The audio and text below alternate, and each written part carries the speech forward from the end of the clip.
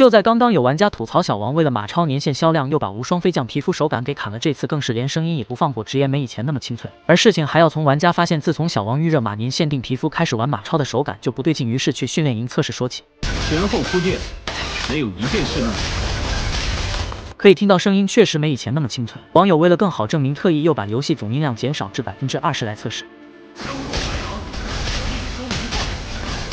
尽管调整游戏总音量，但博主感觉还是差点意思，于是吐槽小王这吃相未免太难看了。但早已见惯的网友解释称，不用过多担心，这是小王常见操作，每次马超出皮肤都是如此。从神威的强普击鼓声到白狼的清脆声，甚至琥珀的音效也有所削弱，只是没前两个那么明显罢了。但还有一批绝活马超持不同观点，认为手感不好是因为新赛季全固定轮盘感所导致的，并推荐进行以下几项操作设置。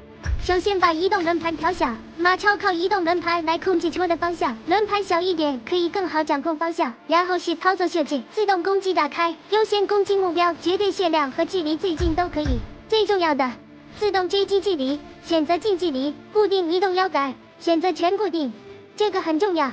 然后是120帧，马超低于120帧，戳枪屏幕会震动。还有一件事情，马超的无双飞将，把总音量调节到1/5，你会发现声音变得十分清脆。